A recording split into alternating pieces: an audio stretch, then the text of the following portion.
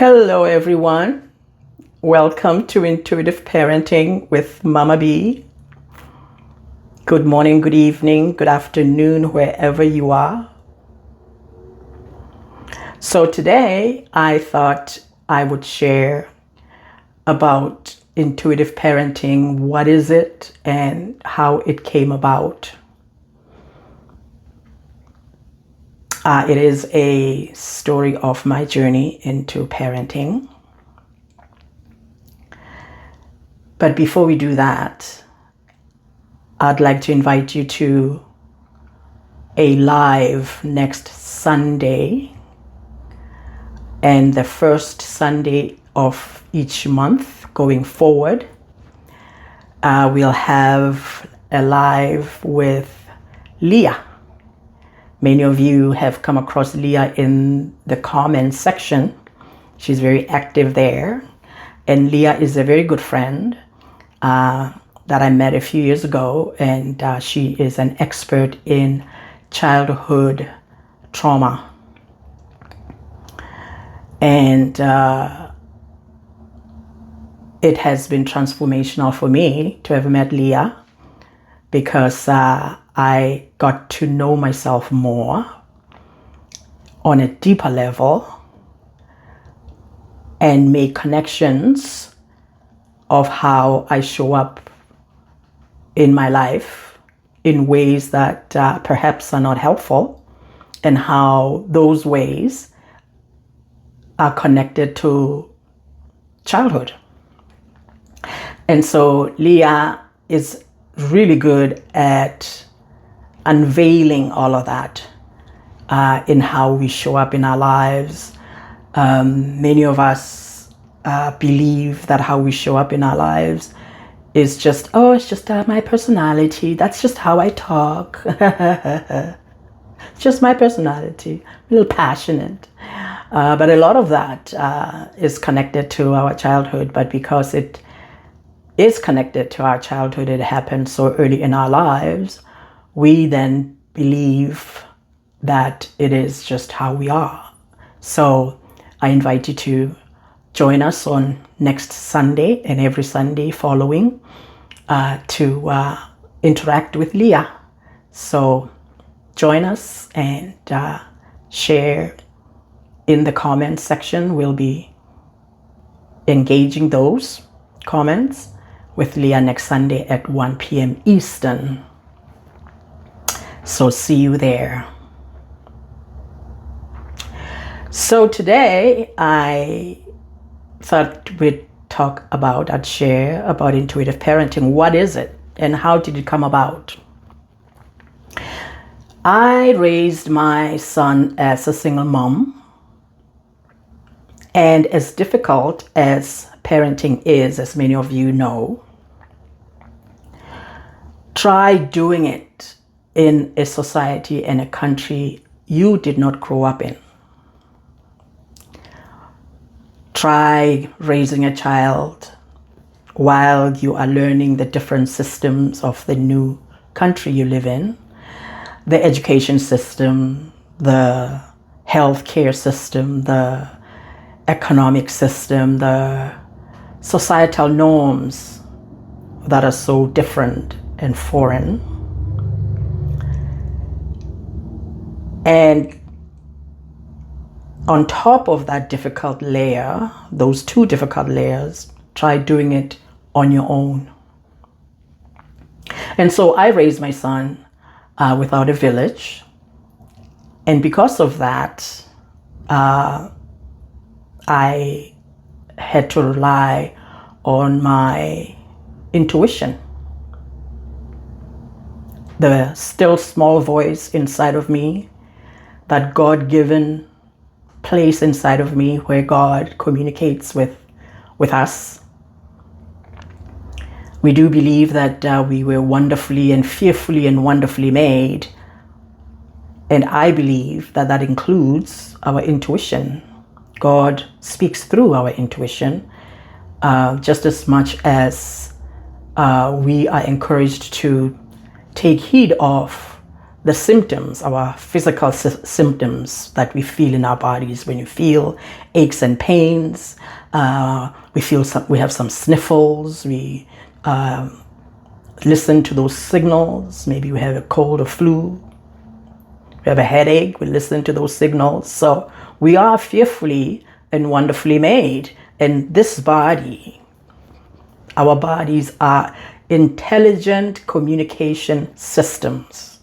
They are an intelligent communication system. And so God put our bodies together in that way. And if He put them together in that way, disconnecting from that God-given intelligent communication system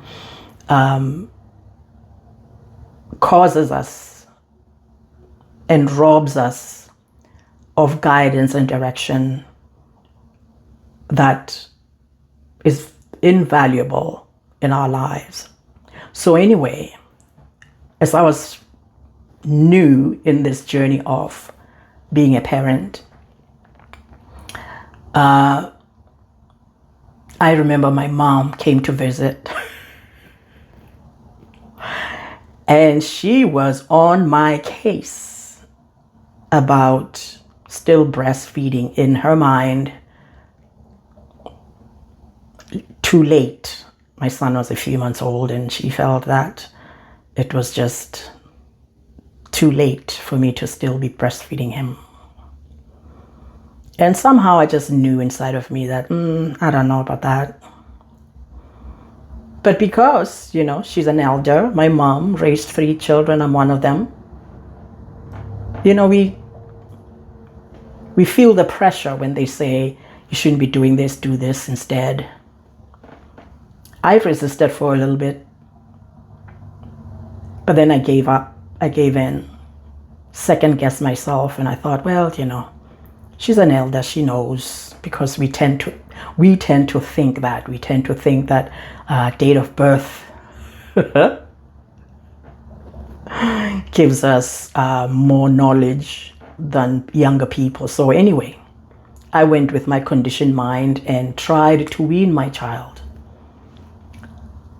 But something in me just felt wrong. It didn't feel right doing that, because I thought, if a child clearly wants nourishment from me, his mother, who am I to say, oh no, you're not getting it? The nourishment that a baby gets from feeding and from just being that close with their mother.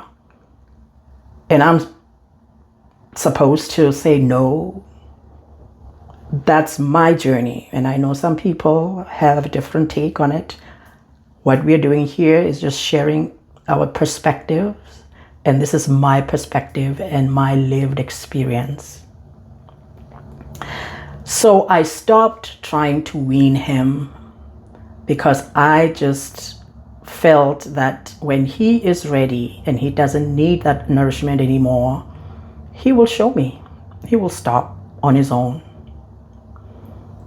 And of course, against my mom's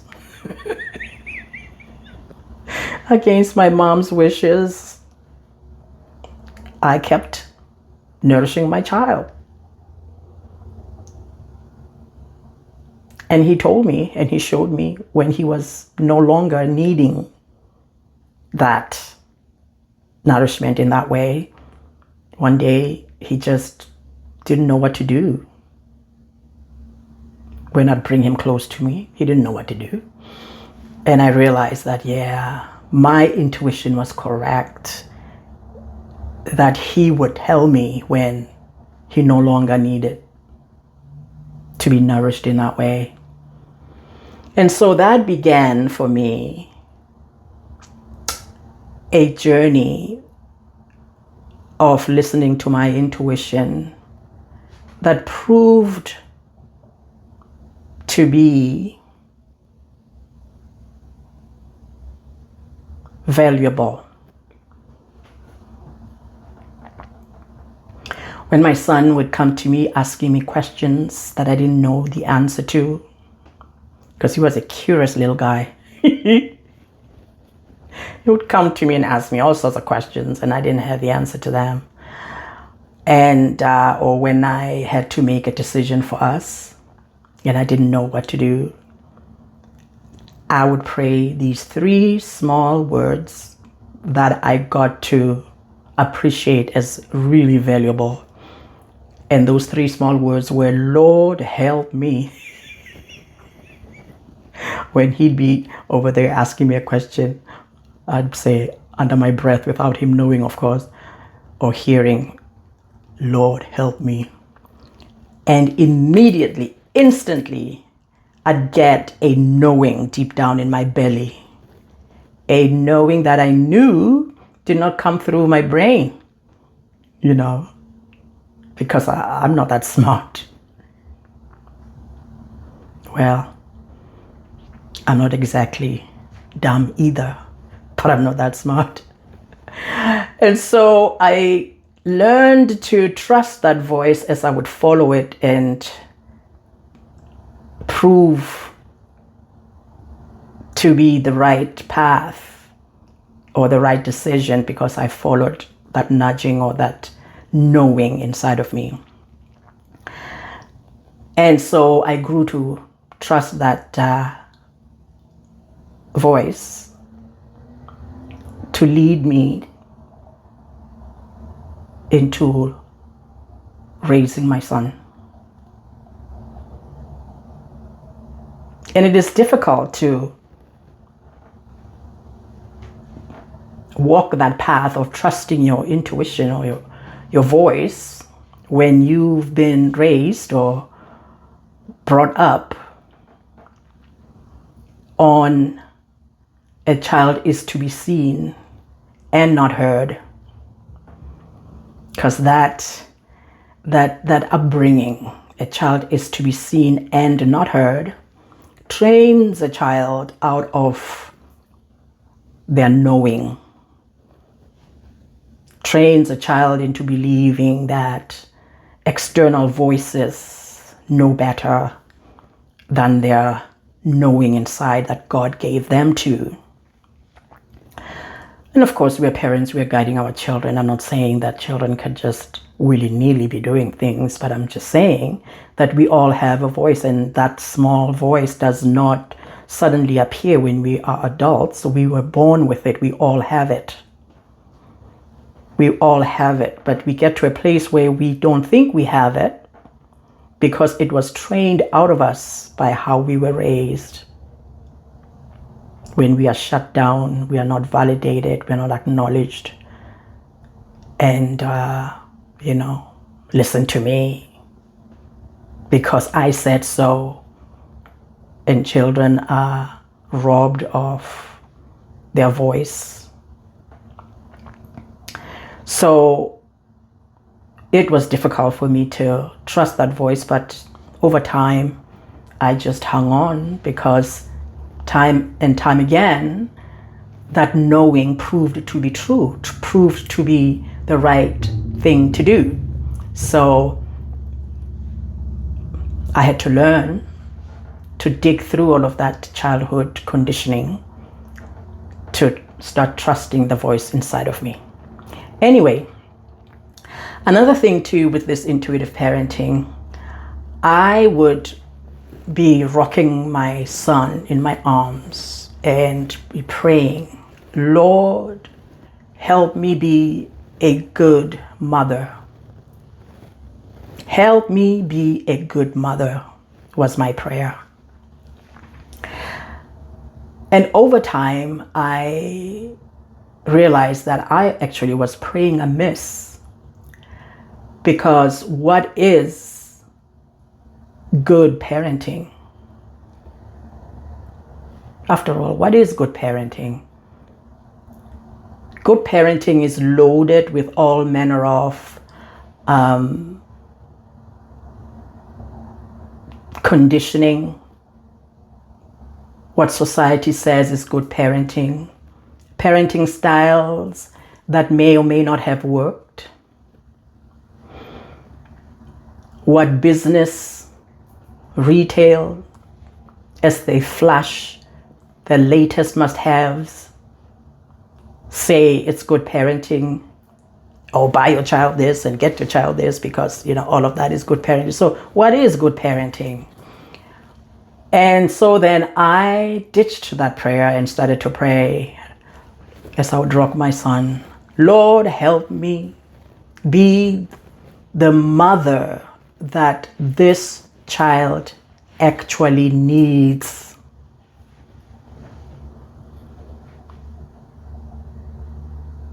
Help me be the mother that this child actually needs. Not his friends, not my neighbors' children, not even other kids, my other children, if I had had other children, not even those children if I had had some more children, but this unique child in front of me. Help me be that mother that this child actually needs. And I tell you, that prayer was transformational, because I began to be attuned to him in ways that I was not attuned to him before. And then I went about being that mother that he actually needed. And it made parenting easier in this foreign land without a village. It made parenting easier. Not easy, because parenting is never easy, but it made parenting easier because it helped eliminate all of these external voices that would have me pulled ever which way, not knowing what to do. And it was really helpful. And so when people would ask me, my son is now a grown man. And people would ask me over the years, but how did you do it? In a foreign land, alone. Parenting is so difficult. And I look back and I realize that it is because I raised him intuitively.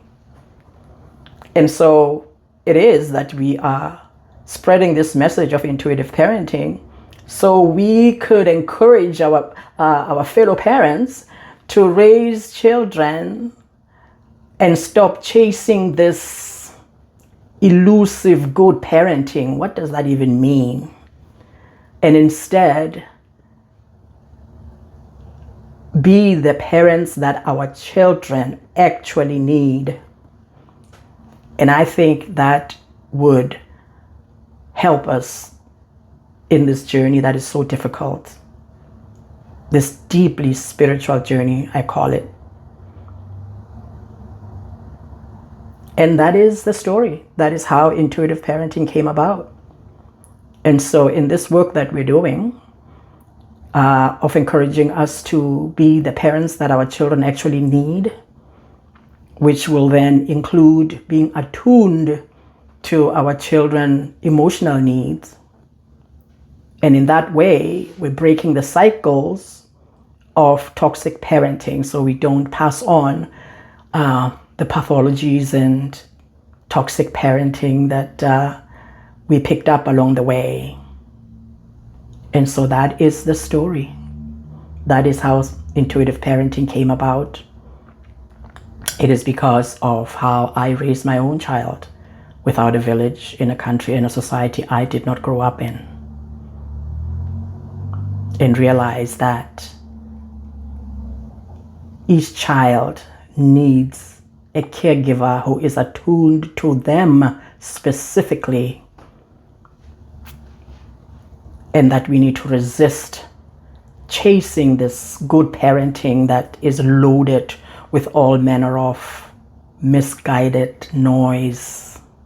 Some of it because wealthy people want to make more money from us being disconnected with our intuition. So that is that. I hope you found this helpful, found some value in this, and come back to the Stoop on Sunday. But next Sunday we'll have live with Leah at 1 p.m. Eastern, which is when we publish a video every Sunday at 1 p.m. But this time, every first Sunday of every month, we'll have Leah live with us, and join us and interact in the chat, and we will answer some of your questions. And you want to be here to hear Leah. So thank you so much for being here. Have a wonderful week. Thanks for stopping by the Stoop. See you next time. Bye-bye.